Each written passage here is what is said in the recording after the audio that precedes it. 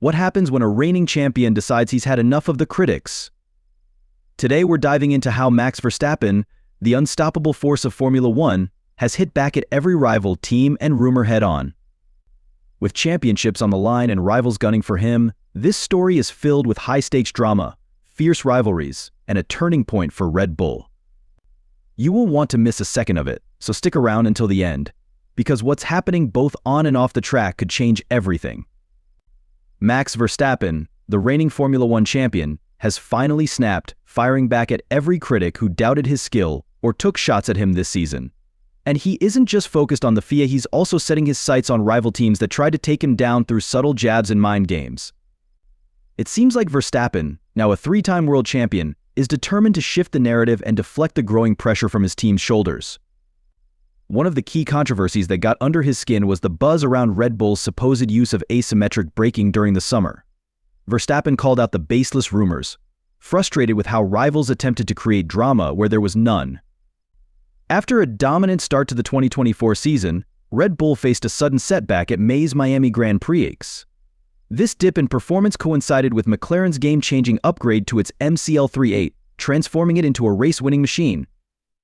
Red Bull, on the other hand, realized that the development path they took with their RB20 had backfired, impacting their ability to remain competitive. Since Verstappen's victory at the Spanish Grand Prix in June, the team hasn't seen the top step of the podium. Handling issues compounded their struggles, but now, Red Bull seems to be slowly turning the tide and working on solutions.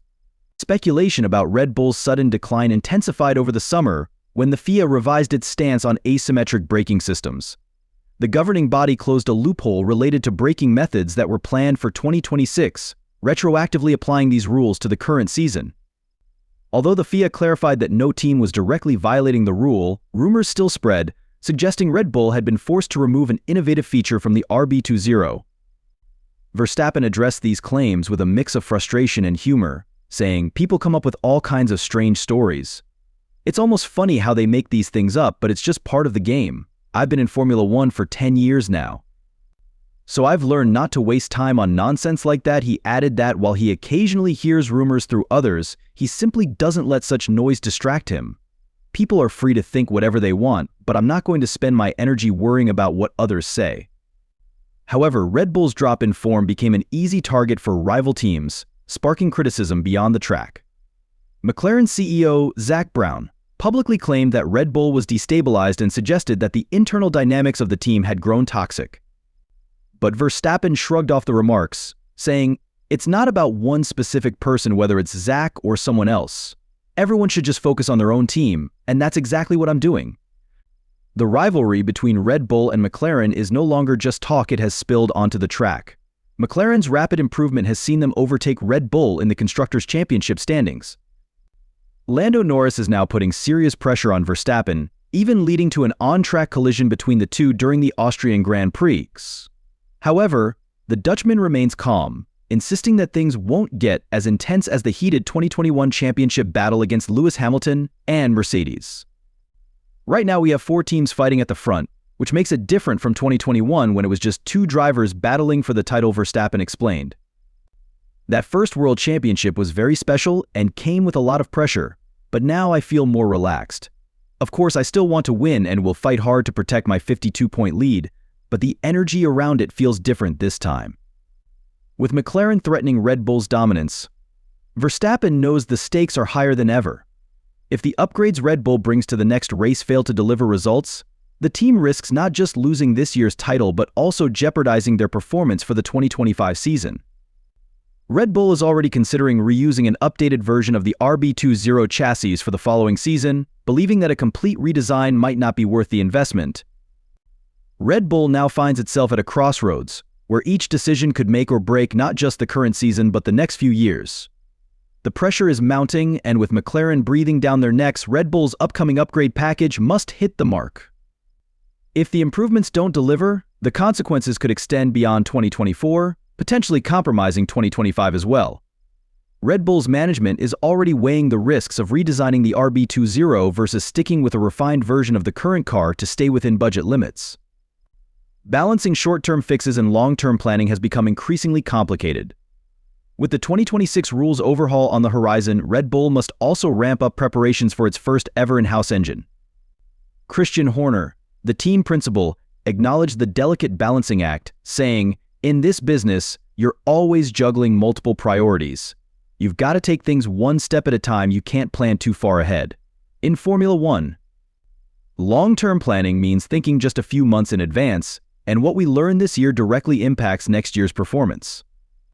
Red Bull's conservative approach reflects both the restrictions of the cost cap and the need to be ready for the 2026 engine regulations.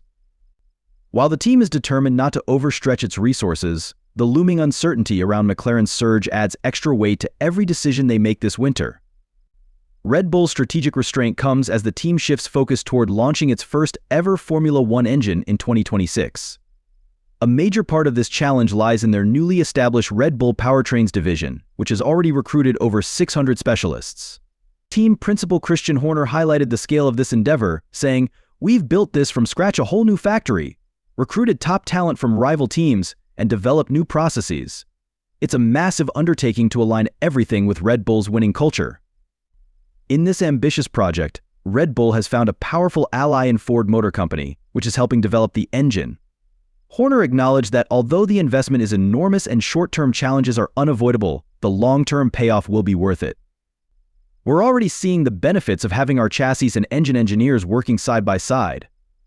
This close integration will be crucial in making the 2026 car and engine a cohesive unit," he explained. Despite the excitement for the future, Red Bull's current wind tunnel, located in Bedford, has emerged as a limiting factor in the team's development. The aging facility, originally built during the Cold War, has struggled to keep up with the advanced aerodynamic testing required for modern Formula One cars. The team is constructing a cutting-edge wind tunnel at their Milton Keynes base, but it won't be operational before 2026. Red Bull's use of the outdated Bedford wind tunnel has presented several challenges. Christian Horner admitted, "We've known for a while that this tunnel has limitations, especially as the aerodynamic demands in F1 have become more precise." He went on to explain that the Bedford facility has temperature constraints. If it's colder than 5°C or hotter than 25°C, the tunnel becomes unreliable. These challenges, though seemingly minor, have contributed to Red Bull's recent performance struggles. The decision to invest in a new wind tunnel came after the FIA abandoned discussions about banning them altogether. For a time, the sport considered replacing wind tunnels with computational fluid dynamics (CFD) simulations.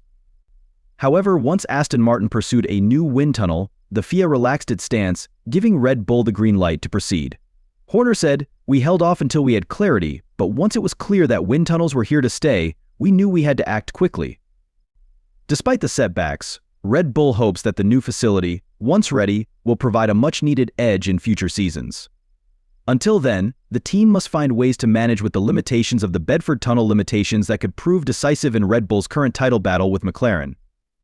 As Red Bull navigates these challenges, it is clear that their ability to adapt will define the next few seasons. With McLaren gaining ground and Red Bull's technical limitations starting to show, the pressure is higher than ever. However, Horner remains optimistic, emphasizing that the team's long-term investments will pay off. The learning from each season feeds into the next, he explained. Next year's car will evolve from this year's and will carry forward elements from previous models unless we identify a major performance gain. Despite the tight constraints of the cost cap and preparation for the 2026 engine rollout, Red Bull remains committed to maintaining its competitive edge. The partnership with Ford adds additional momentum, but only time will tell if the team can balance innovation with consistency across the next few seasons. The stakes couldn't be higher if the upcoming upgrades don't deliver. Red Bull could find itself playing catch-up not only in 2024, but also in 2025. With multiple rivals stepping up and the field more competitive than ever, every strategic decision counts. The question now is, can Red Bull rise above these challenges and reclaim its dominance? Or will this be the start of a new era led by McLaren?